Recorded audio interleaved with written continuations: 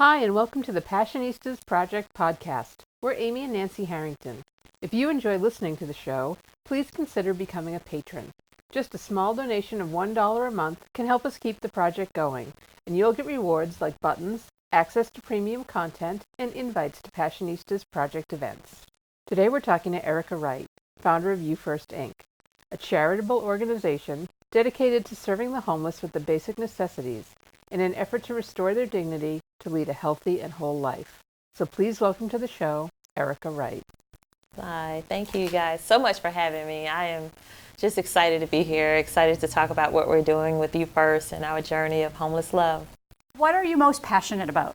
Right now, I am definitely passionate about helping our homeless community, bringing dignity back to their lives. I've experienced being homeless myself, and I know what it feels like to need someone. Sometimes your ego will allow you not to want to reach out to people. And so I just had a great group of people around me supporting me who poured back into me even in the time of need. And so the spirit just never left me. And even at a young age, I've always felt like we could always do more because of the things that we have. And so it's just been a passion of mine to just give back to those in need. How does that translate into what you do for a living? We do so many things at UFirst. The passion is just not for our homeless community, but it's for those who are in need. So it could be our children who are in need with school supplies, food. But my passion of helping the homeless community by keeping them clean is to put together these love bags, we call them. And they're just simple necessities of life, like a washcloth, toothbrush, toothpaste, the things that we take for granted. And so in packaging these items and giving those to the people in need, whether they're in shelters or under the bridge, I have a phrase of, I believe everyone has a seat at the table. So why not be able to get up in the morning and feel that love and sense of belonging just from a small kit like a love bag. And that's truly my passion, to do that, put a smile on someone's face. How did that journey start? What was the seed of the idea to start doing this, and how did it develop? About 10 years ago, I saw this lady under the bridge, literally using a bottle of water to wash her hair. And it was cool that morning, and I could see the steam coming from her head, and it never left my spirit. I went through a bad breakup, and I knew that I had a purpose and a passion. I needed to birth something. And so August the 7th, 2014, I woke up from a dream, and God had given me a vision. And I was like Paul, I just wrote out all of the things that were going to come forth with helping people. And the name UFirst came about. And so I didn't know what it was going to look like. I didn't have any money, I didn't have any credit, and I have blueprint. So I heard this whisper, truly from God, to use social media. And so what I would do, I spoke at Sunday school about my passion and my dream and my vision. And two ladies from Sunday school started bringing hygiene items for the love bag. So I was able to put the kits together, and that's how it started. And so once people started getting engaged with it, I would post it on social media, and I would say, hey, thank you, Miss Jackson, for donating 2 tubes of toothpaste. And it just became contagious. People from all over the place, different states will just send items, and it's been amazing. Tell us where it started, location-wise, and how you've expanded it. UFirst was birthed in Atlanta, Georgia. That's my hometown, born and raised. I have this year have been to about 19 different states. I had an opportunity to come to LA about 3 years ago, and when I saw Skid Row, I just stood there and I cried. I could not believe that people were living in such deplorable circumstances. Not just people of my age, there were children, men and women. It's just heartbreaking to see that. So a part of my journey this year, I wanted to really see what other states were doing, the little cities, different pockets, and what they were doing in their community, and that I could bring back to the city of Atlanta and prayerfully other places as we continue the journey. So right now, our home base is in Atlanta. We work out of a storage unit there, and sometimes we may have 3 storage units depending on the resources that we're able to obtain and put those items together. So we do not only hygiene kits, we do socks, blankets. We have different corporate sponsors who make sure that we have things that we need to put into our kits. And so hopefully next year, we'll branch out a little bit more into LA area. Our goal is to secure an RV so that we can travel from different states and bless people at where they are. Talk about your accomplishments in 2017 and if you met your goals for 2018. So last year, we did over 220,000 blankets that was donated from Delta Airlines. So we touch lives in the shelters and people who live under the bridges. Also, this year, God gave me an awesome number of 100,000. I was like, what am I going to do with that? And so the goal this year was to do 100,000 hygiene kits. And so to date, we've done over 85,000 kits. Next year, of course, we have to go up. So, when I take it to the team and I say, what do we think about 150,000? I'm sure they're going to say, Erica, go sit down. But we're definitely looking to change more lives. What do you need to reach your goal each year? We'll definitely need the resources. We depleted our inventory, basically. We drove from Atlanta to New York in October. We did 18,000 kits. That was the largest number. The second drive we did. The first drive we drove from Atlanta to California, and we did 11,000 kits. So right now our storage is a little strained. We're asking the community to donate those items that we have on our wish list through our website, which is projectufirst.org. Again, people from different places send items to our P.O. box. And so every second Saturday of the month, we come together and put the kits together. So we're always looking for volunteers. We're always looking for people who would like to maybe just write encouraging letters to the homeless, and we'll put them in the kit as well. And so we have had people from Indiana just send those letters, but we're just always looking for people to get involved and to help give back. And it's UFirst. That's what we do, put people first. Tell us about the Love Lives Here event that you held this fall. The Love Lives Here, it came to me, of course, in one of my awesome dreams about 3:30 in the morning when I wake up, and I'm like, oh my God, so what does this look like? So part of the Love Lives Here tour is to meet people where they are. One of the things that I've learned with doing this work is that people have a perception of what they think being homeless means, and it is a broad statement when you say homelessness. And so for me, I wanted to again, meet people where they are and show them love where they live. And so that's why we call it the Love Lives Here tour. So again, we drove from Atlanta, Georgia to New York City, again, dispersing over 18,000 hygiene kits. And we stopped in every state. We stopped in every state along the way. We actually had a chance to sit down with CEOs of different shelters to talk about how they got into opening up the shelter and what does it look like for their state, the population and so on and so forth. So the Love Lives Here tour, once we were able to just start taking the journey from when we came from Atlanta to California, it opened up our eyes that this thing is really serious. Like, we're experiencing so many of our LGBTQ youth who run away, who just don't know how to come out and present. And so these kids need safe places that they can go. But then there is the politics of the whole homelessness situation where youth are a certain age, some states can't technically have a shelter for them. And so you run into all of these roadblocks when it comes to political this or that. And so I think it's important for us to really just sink into where people live. If they're under the bridge and this is their circumstance right now, whether they know to do better, either through mental illness or they want to do better, I just think that we should have the resources to be able to help them where they are. And that's why we called it Love Lives Here. We just love people where they were. Are you finding any politicians along the way that are being super supportive of your mission? That is something that I'm still in search of. We do have support in Atlanta. Of course, being raised there, I know a lot of people, of course, using social media and people able to see what we're actually doing in the community has sparked some conversation from our city council and those who work close at City Hall. But at the end of the day, it's one of these markets. There are a lot of people who are giving back in a city like Atlanta, so it can become saturated and you can kind of sometimes get looked over. I myself talk about doing this work, and I am not a heterosexual male who has a family who's able to just have that seat automatically at the table. And I have found it a little challenging, presenting as a gay person to be able to kind of tap into other avenues when it just comes to just helping people.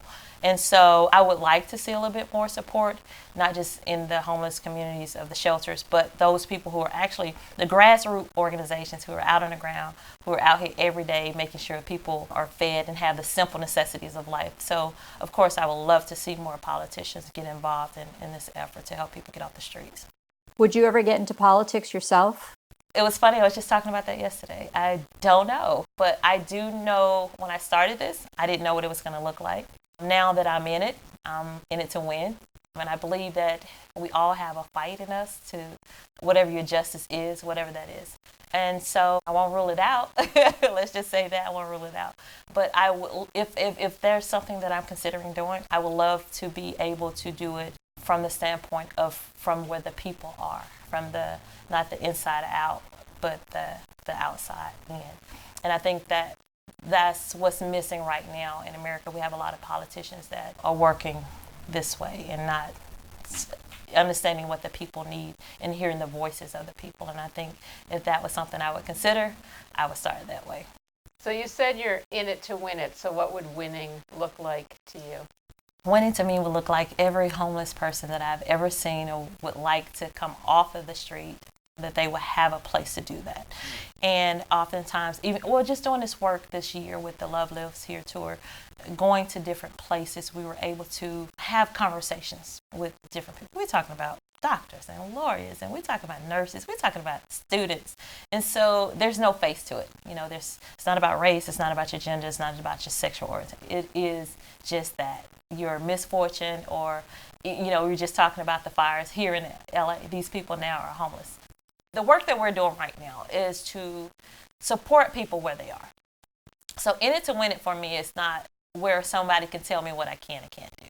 Well, I've had people say, you can never get grants just for health and hygiene items. Well, I don't believe that. And guess what? We need them, but we didn't just right off get them.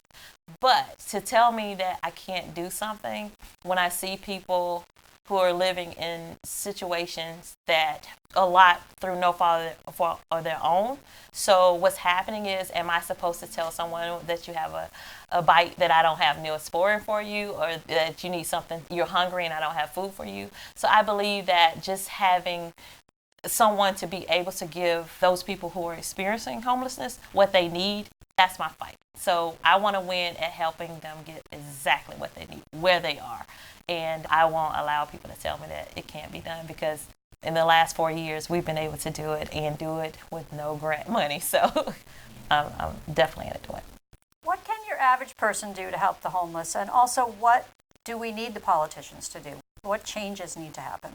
On the home front of the politicians, is a stroke of a pen, is a stroke of a conversation, just striking up the conversation at the table with, again, the people who are out doing the grassroots work, who are having the conversations, the tough conversations, and then seeing what the people need. For instance, when I first started, I was giving people on the street luggage, and they would say, you have a book bag. And so, you identify where they are and what the needs are. And so I think that's the beginning of that, having a seat at the table with the politicians to say, hey, we're doing the work. Why are you cutting this funding?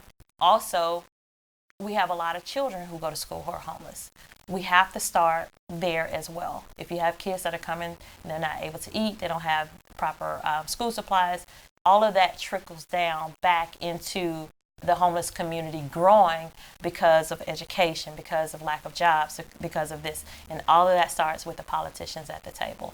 And so what we look for in the community to help, I often tell people, you don't have to give money. If you don't, especially if you don't have it.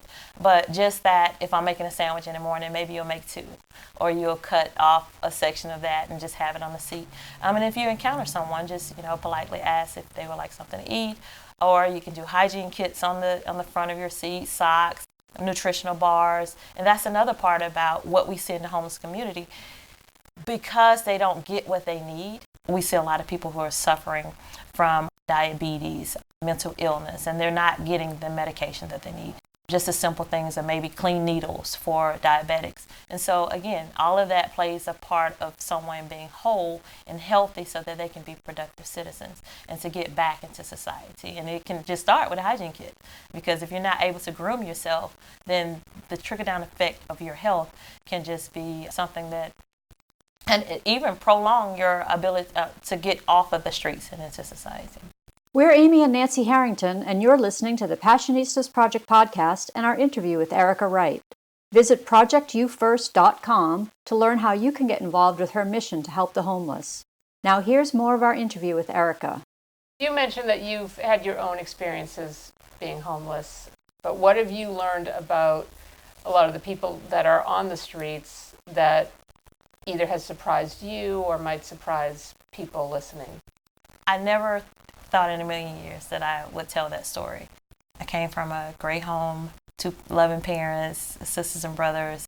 I'm a barber by trade, so great career, and I just fell into life. And so even through my experience, I think the hardest thing for me, everything was a trickle-down effect. I lost my health insurance. I have been diagnosed with bipolar and anxiety, and so I couldn't get my medicine. And so it was just a downward spiral from being here to just here. And so for me, it took everything I had every day just to get up in the morning. And I wanted to commit suicide. I wanted to die. And I got up one morning off the floor in the office where I stayed, and I saw this lady sleeping in a cardboard box, and it was raining. And so for me, God gave me the vision that, Erica, you're no different from the lady behind you. The difference is you just have a covering over your head.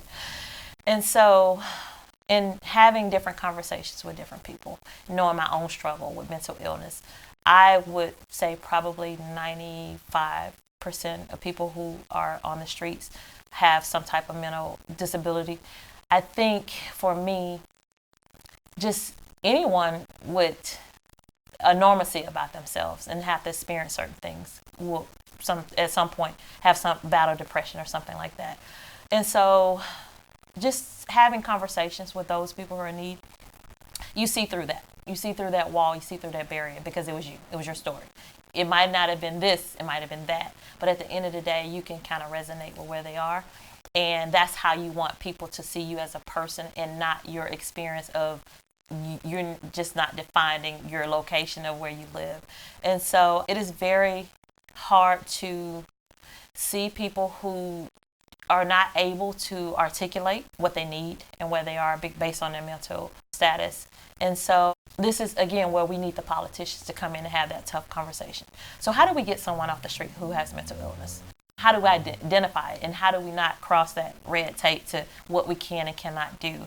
And I think at some point people have to make a decision, because these people are experiencing this. They're walking around in our community, and we have a blind eye to it. And I think that we have to do a better job of identifying it, and also what can you do legally to get people off the street and get them the help that they need. And I think that's going to be probably one of the challenges that I can see facing, even for anyone, a politician or a grassroots organization, because you just can't take someone's rights to take them off the street. You talked about not feeling motivated when you were battling depression, and it seems like that was your lowest point, but now you seem like you have boundless energy for this cause. What do you do on days when you don't feel motivated to do it? You know, to be honest, there are a lot of days that I struggle. Depression is real, and a lot of people follow my social media and they're like, oh my God, Erica, you're always so bubbly and so cheery. That's what gets me up in the morning, to know that I'm making a difference in someone's life. And the people that have come in contact with UFirst, the volunteers, the donors, the well-wishers, it's just been amazing. It's just been an amazing journey. I've met so many different people who they have the same spark. And so just to know that they're even putting the kits together, and they may not even give it to someone, but just the part that they know they have a place in this organization that they can help someone. It's just been amazing. So those are the stories that make me get up in the morning. And once I get out of bed and I know that I'm about to go out and feed someone or give out socks or go to a school and speak, just inspire someone, that's definitely what drives me to keep moving. And the winning situation, what would it look like if we had shelters here? What would it look like if we had an opportunity to drive from California to Vegas? And I'm thinking about all of this land that's out here. Like, we shouldn't have everyone just saturated in this this area. It's so much out here. We could just use it, and why not? I've seen it even in Oklahoma. They have a huge shelter where I say whatever your it is. If you have HIV, women with children, men with children, families, they had a place for everyone to either you're going to sleep there, you're just coming in for a shower, whatever your group activities are, they had something for everyone. And so when you see something like that in another state, you think, why can't this be across the board even with this whole thing, what's going on with the world. Everybody's so divided. Either you're Democrat, you're Republican. But to me, what happened to humanity? What happened to people? What happened to love? What happened to seeing my neighbor get up and be all that they can be? I mean, when did we stop just loving and being energized of people in itself? So, yeah, I get that. Get it. What's the biggest challenge? It sounds like the whole thing is a challenge. What's the biggest challenge? Of course, resources. Definitely money, finances. Just this year, with over 80,000 hygiene kits, we did it probably with less than $30,000. Less than $30,000. And basically, all the inventory that we got in was donated. So I'm often amazed at how we do things with the amount that we have. But I'm also energized because I can imagine what we could do with $100,000. So resources would be number one thing that we run into that hurdle. Have you ever thought of giving up? Oh my gosh, yes. There's one day I was going to throw in a towel. And of course, by being a barber by trade, I would do mobile haircuts. I have a guy who's in a wheelchair.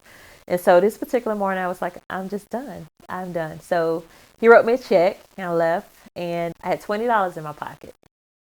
And so I saw this lady, a homeless lady. She had all of her cans and bags in her shopping cart. And I said, you know what? I got some luggage in my trunk that somebody donated. I'm out. I'm going to give this out and I'm done. So I pulled over and I got out of the car. I spoke to the lady and she was kind of talking a little bit out of her head. And she came over to the back of the car and she said, I knew you were coming.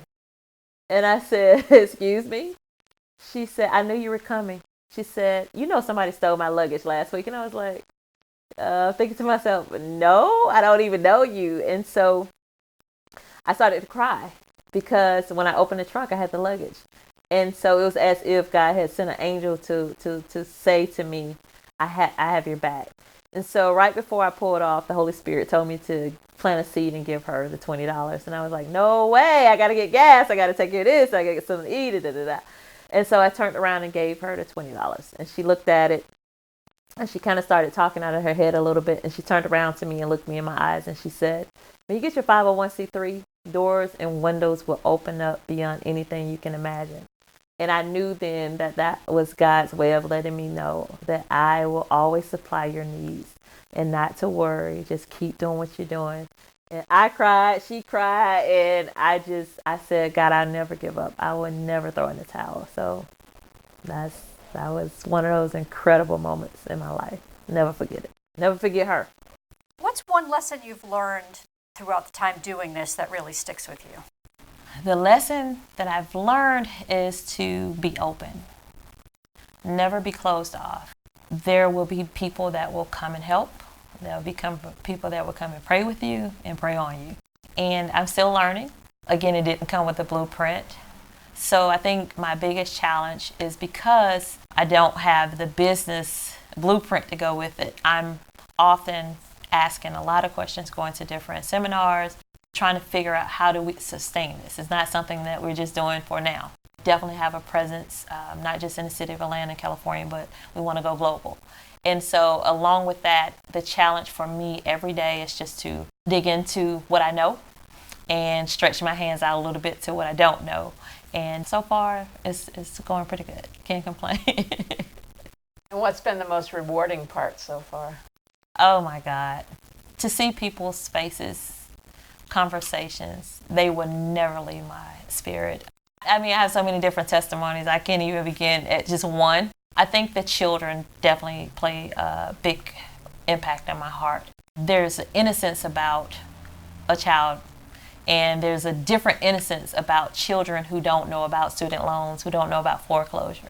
They don't know that, mom is having a bad day. But they don't even know that I am sleeping on one side of the shelter. My brother has to sleep on another side because he's too old and we don't have enough family units. So to see a child run to your car to get a sandwich or a Band-Aid or just whatever they need, and to just play and toil right where they are, and just don't even know that they don't have a place to stay, a room to go in. Those are the things that stay in my spirit. Those are the faces that I see in the morning. Those are the faces that I see before I go to sleep. and I definitely want to keep doing what I'm doing. Looking back on your journey so far, is there one moment that you can think that was really courageous of me and it totally changed the path that I'm on? I came to LA and I was supposed to go to Rancho Cucamonga, and I thought, oh, okay, well, I'll just ride the train. Well, when I got to the train station, it was closed. So I was standing outside of the Union Station at about 3:30 in the morning. I was like, oh my God, I'm in a place I don't know, and I'm out here. What do I do? And so I sat down on a bench and I saw all of the homeless people walking around, moving with their carts. And I'm saying, it's 3:30 in the morning. Like, why are they not asleep?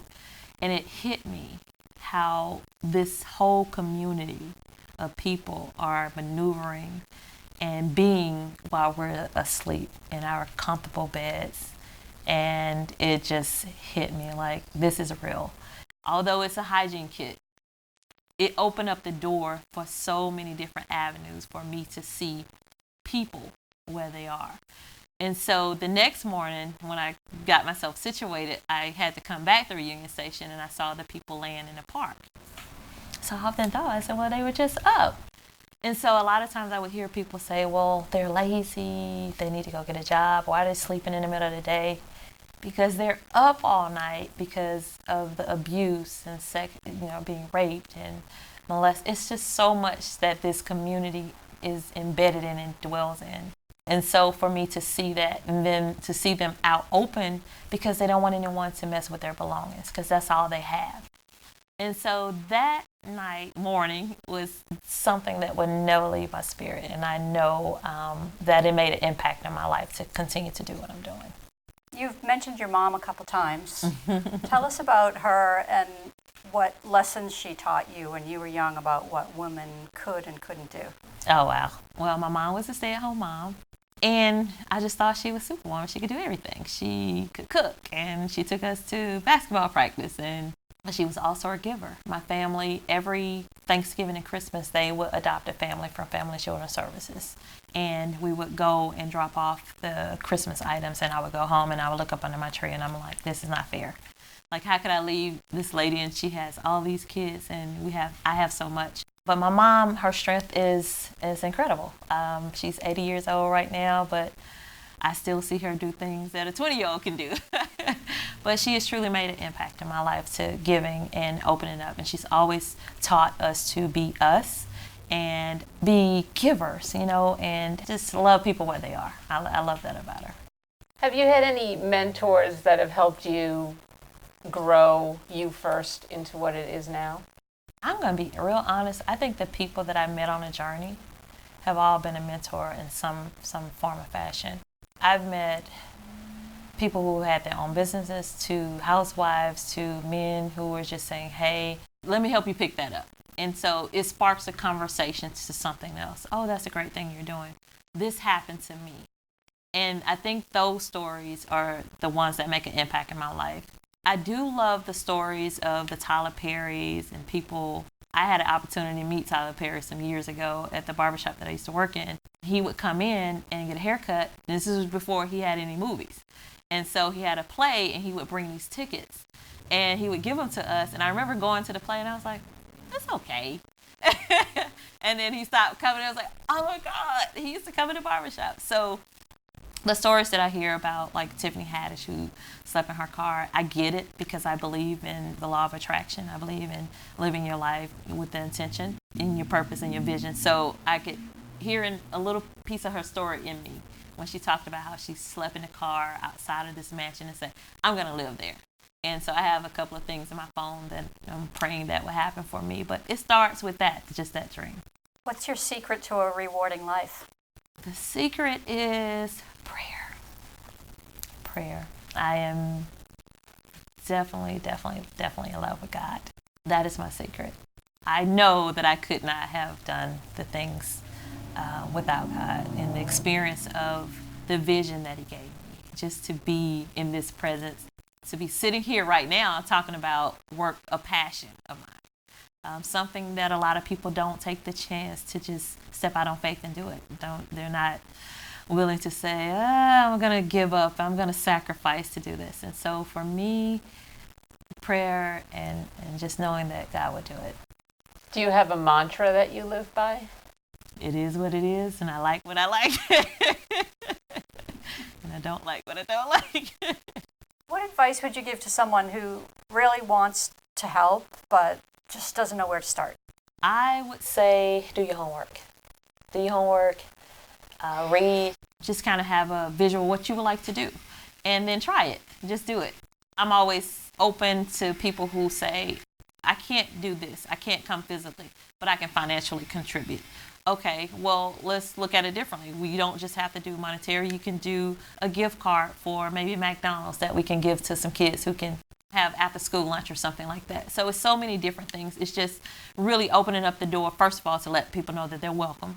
A lot of times we hear other big groups, people can kind of get lost in that big corporation.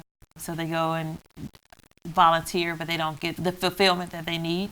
So by us being a small group, people are kind of able to pick and choose the time. Well, I don't want to do this. I don't want to put the kids together, but I just want to walk around and talk. And I just invite everybody to just come on out and help. And how can people specifically help UFirst? Where do they go? What do you need from people right now? Okay. We have a wish list on our website, which is projectufirst.org. Also, we have a like page on Facebook.